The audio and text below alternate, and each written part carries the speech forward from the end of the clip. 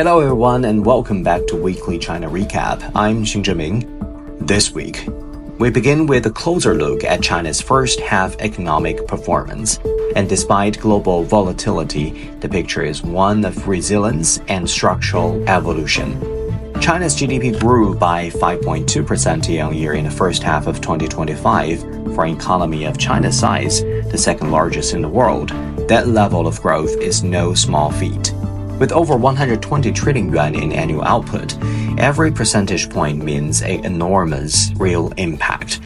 This isn't just about hitting a number, it's about an economy continuing to expand while undergoing one of its most significant structural transitions in decades. What's especially noteworthy is the growing role of domestic consumption, which contributed over 50% of total growth, up significantly from last year. The services sector now accounts for nearly 60% of GDP, signaling a deeper shift toward a consumption and innovation-led economy. Meanwhile, industrial production and exports have stabilized despite global headwinds, showing strong performance in EVs, green tech, and machinery. But here's the paradox. While the macro numbers look promising, many ordinary people in China don't feel that way. We're seeing a growing disconnect between the data and day-to-day sentiment. The consumer price index or CPI remains flat, and producer prices are still falling, signaling soft demand and deflationary pressure. At the same time, wage cuts and layoffs have added to people's financial anxiety, so even if the economy is growing, the benefits aren't reaching everyone, and that's feeding into a cautious mood on the ground. But there is a silver lining, and it's arriving by plane. China is now reopening to the world in a very real way. In the first half of this year alone, over 13 million foreigners entered China visa-free, a 54% increase year-on-year. Now, visa-free visitors account for over 70% of all international visitors into China. China's recent expansion of its visa-free policy is already delivering tangible benefits, signaling the country's intent to reopen with confidence and warmth. By easing access for travelers from dozens of countries, including France, Germany, Spain, Malaysia, and Thailand, China has not only accelerated the recovery of its inbound tourism sector, but also boosted business exchanges and cultural diplomacy.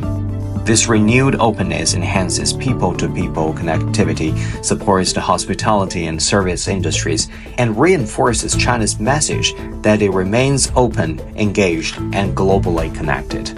China's airports, convention centers, and city streets are once again filled with international voices.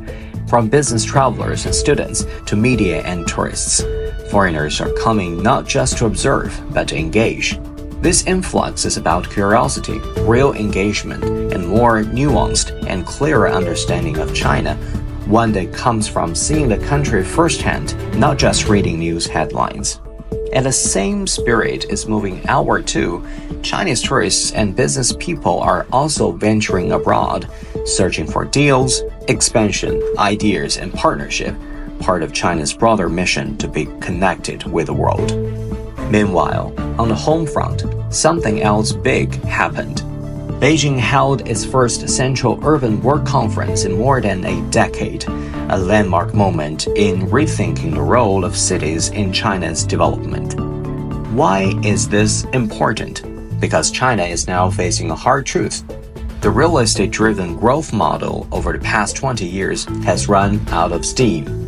Housing is no longer the engine, it needs to be a stabilizer. So what's next? Urbanization 2.0. The new strategy envisions cities that are livable, resilient, efficient, and people-centered.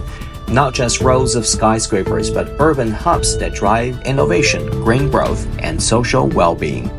Upgrading existing urban spaces will become the next economic growth engine. Instead of endless constructions on city outskirts, the focus is now on revitalizing existing neighborhoods, improving infrastructure, and enhancing urban livability. This is not just a policy preference, it's a structural transformation that will reshape real estate, finance, green technology, and public services. Government support is expected to follow. from urban renewal funds to transport upgrades and green building standards, resources will be directed into places that already have the density, history, and community, giving them a second life as growth hubs. In essence, this isn't about building more, but building better. So while short-term challenges remain, from global uncertainty to domestic restructuring, China's broader direction is clear.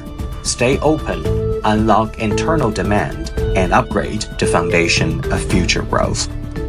Thanks for joining me. I'm Xing Zheming, and this is your weekly China recap.